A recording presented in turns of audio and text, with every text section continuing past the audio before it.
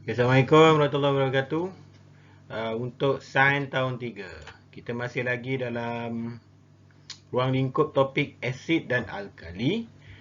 Cuma pada kali ni cikgu harap awak boleh buat kerja sekolah dalam buku aktiviti awak, dan cikgu sediakan video bagaimana menjawab, atau lebih tepat lagi video perbincangan untuk buku kerja sains.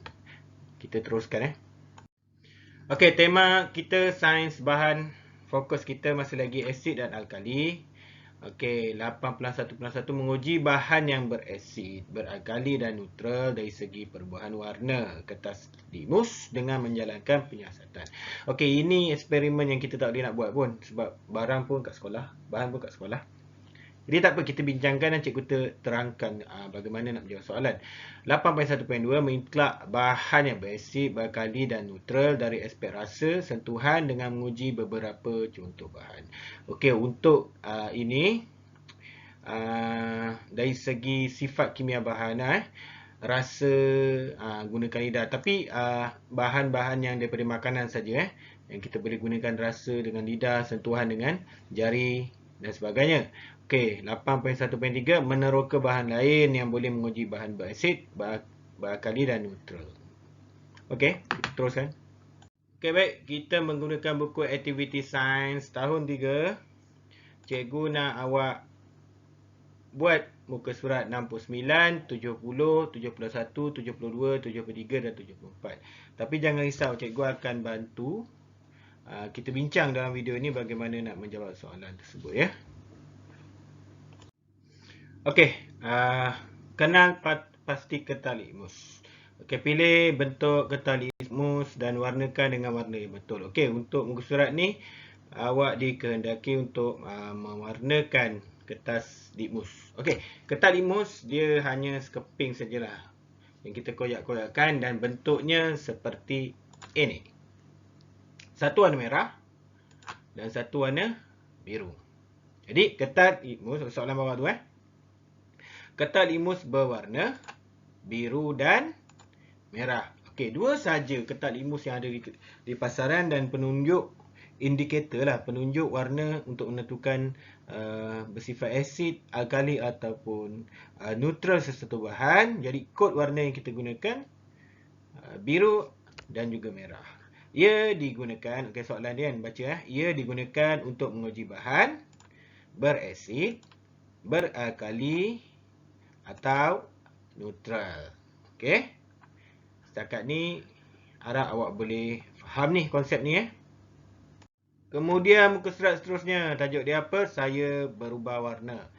Warnakan kertas litmus dengan warna yang betul. Okey, kalau kita tengok dia ada nak cerita sebelum diuji dengan selepas diuji kan.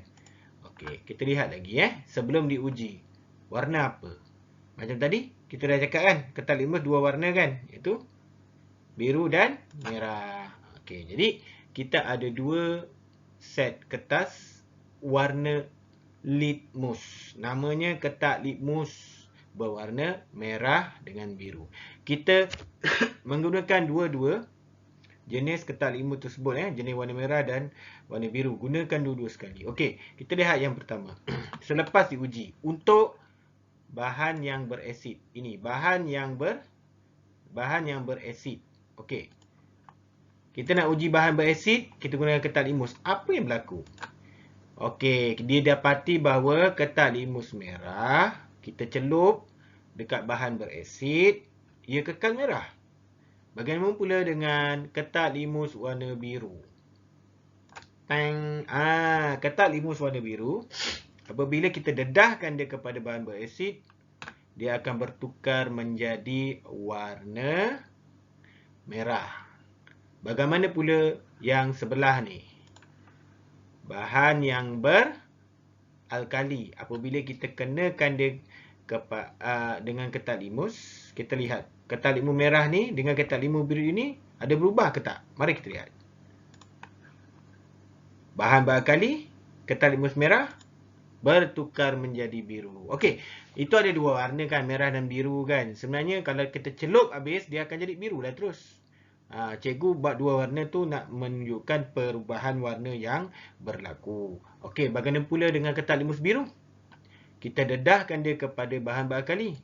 Dia kekal biru. Okey, seterusnya ialah bahan neutral.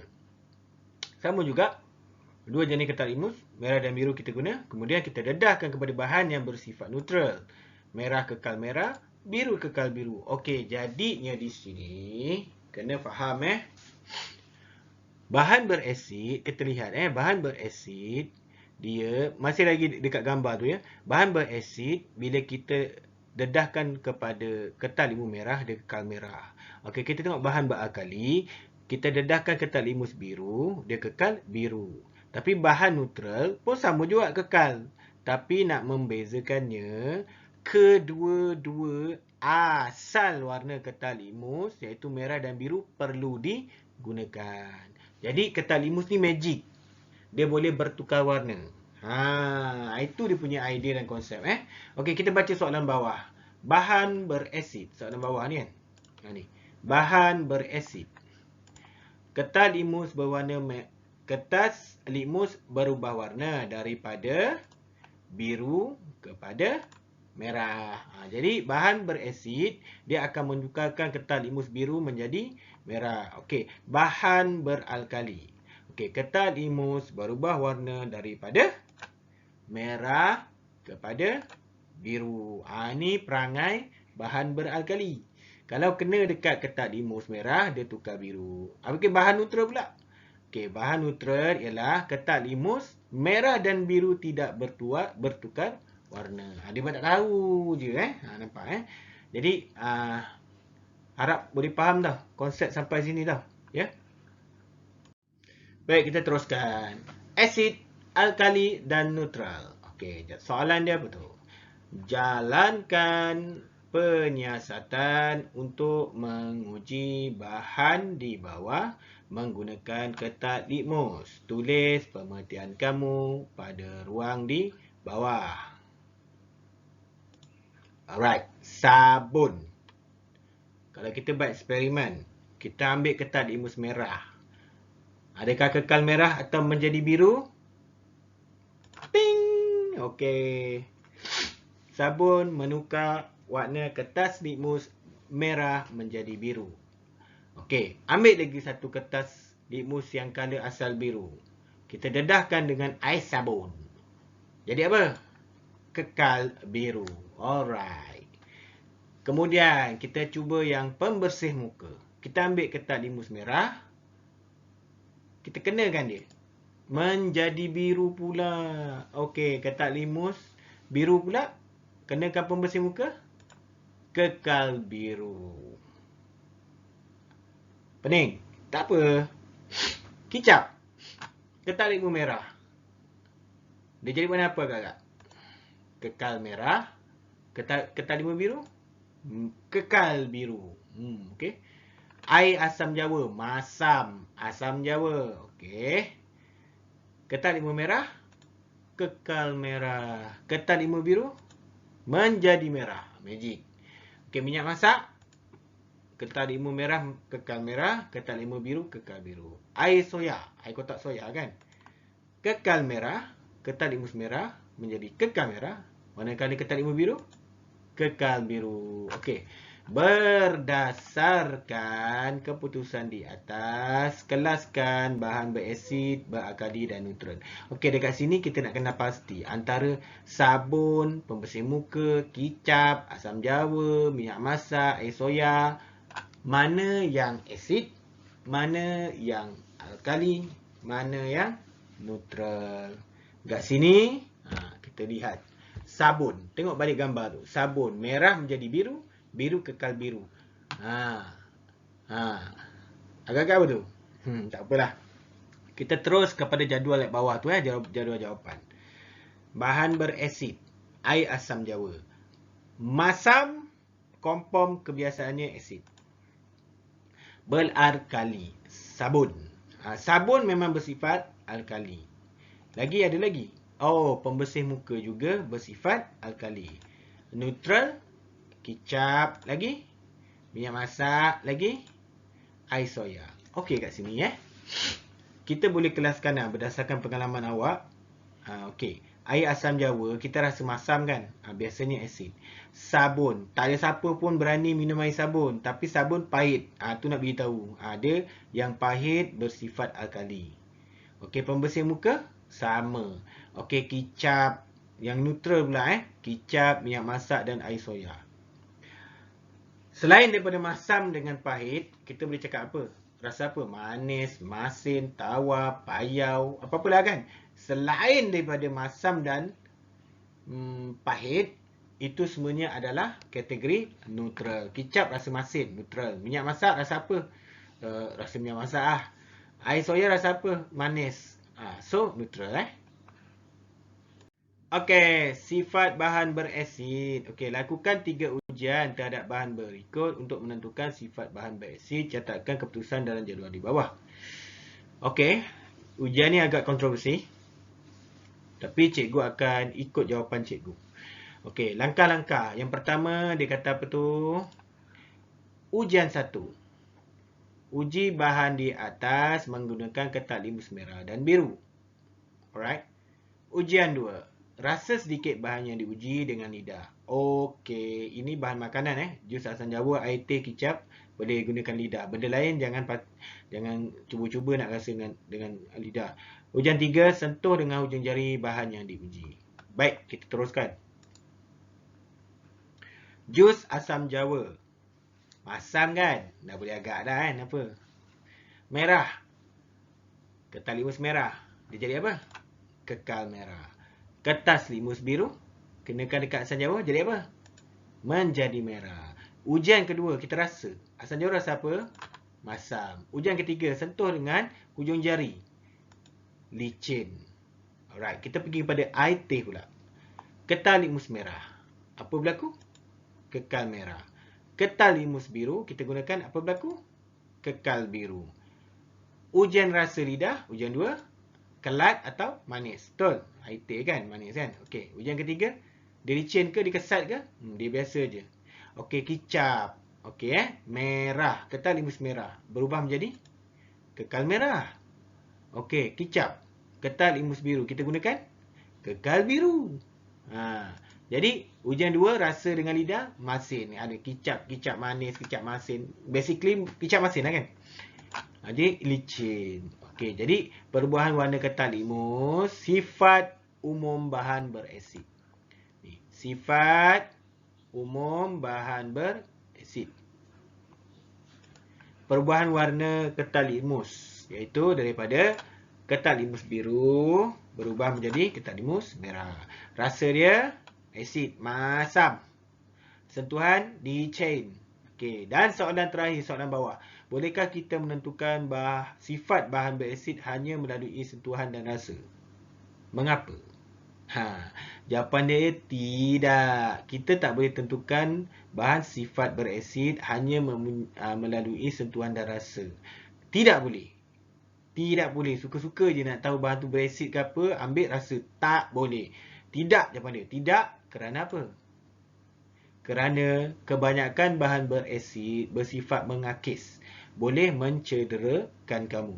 Mengakis ni dia macam siapa yang terkena setitis asid, dia macam kena apa, plastik kalau bakar panas kan, dia cair menitis kan, titis kat tangan awak, apa awak rasa? Macam terbakar kan. Jadi berbahaya asid ni. Itu kita panggil mengakis. Boleh mencederakan dan boleh paling teruk boleh menyebabkan kematian. Jadi tak boleh. Tetap gunakan kertas limus ataupun ujian-ujian yang lebih selamat. Melainkan bahan makanan yang memang ada dekat dapur kan. Masa contohnya jus asam jawa, rasa sikit, kita tahu masam kan, tapi tak adalah kita rasa teruk banyak kan. Jadi faham Okey, sifat bahan beralkali. Okey, lakukan 3 ujian terhadap bahan berikut untuk menentukan sifat bahan beralkali. Catatkan keputusan dalam jadual di bawah. Bahannya digunakan larutan kapur sirih, jus sawi, jus pucuk batik. Okey. Ujiannya sama Kita lihat Ujian 1. Uji bahan di atas menggunakan kertas limus merah dan biru. Ujian 2, rasa sedikit bahan yang diuji dengan lidah. Ujian 3, sentuh dengan hujung jari bahan yang diuji. Kita lihat larutan kapur sirih. Merah jadi biru. Limus biru, kekal biru. Ujian 2, ujian rasa, pahit. Ujian 3, licin dengan jari. Okey, jus sawi, merah, menjadi biru. Ketal limus biru pula untuk jus sawi, kekal biru. Sawi rasa apa? Pahit. Licin kalau kena pada jari larutan. Okey, jus pucuk betik. Kertas litmus berwarna merah menjadi biru. Kertas litmus biru menjadi kekal biru. Pucuk betik. Siapa pernah makan dia tahu rasa dia memang pahit. Dan ianya kalau buat larutan gunakan jari, kita akan tahu ianya licin. Ini untuk alkali faham Okey baik, untuk sifat bahan neutral pula, okey apa soalan yang pertama atas tu? Lakukan 3 ujian terhadap bahan berikut untuk menentukan sifat bahan neutral.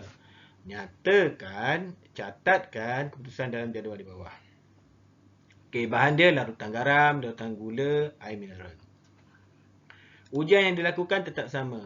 Ujian 1, uji bahan di atas menggunakan kertas limus merah dan biru. Ujian 2, rasa sedikit bahan yang diuji dengan lidah. Dan ujian 3, sentuh dengan hujung jari bahan yang diuji. Okey, bahan larutan garam. Lihat pada jadual tu yang tengah tu.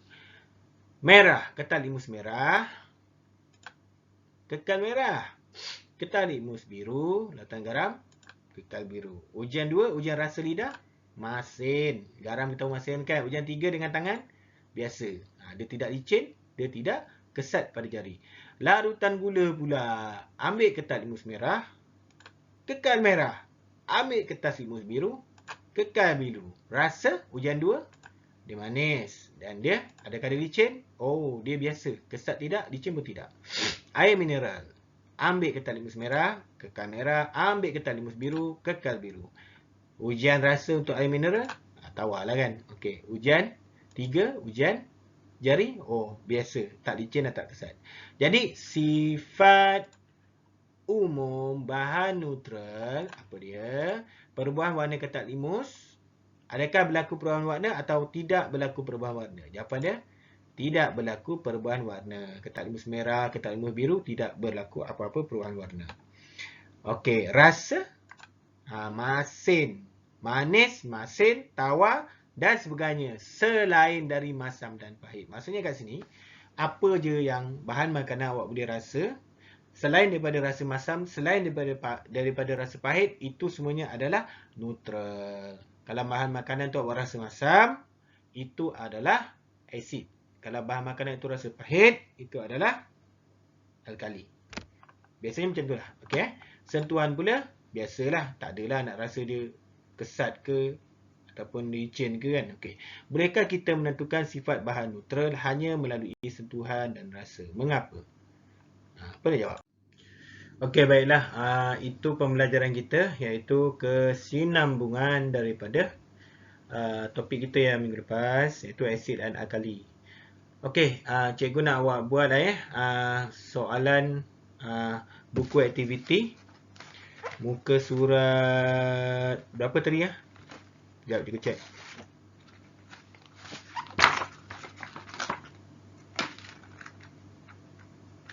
Ya, muka surat 69 hingga muka surat yang kita dah bincang ni sampai muka surat 74. Ni buku aktiviti awak ni okey, cikgu harap awak buat Okeylah. Okey, cikgu rasa dah cukup perbincangan untuk bagaimana menjawab soalan tu dekat dalam video yang cikgu buat ni. So, stay home, stay safe and stay healthy. Don't forget to pray for Al-Aqsa. Okay, make sure you stay at home. Okay, get healthy, eat right, and do your homework. Okay, pelan-pelan Itu saja. Assalamualaikum warahmatullahi wabarakatuh.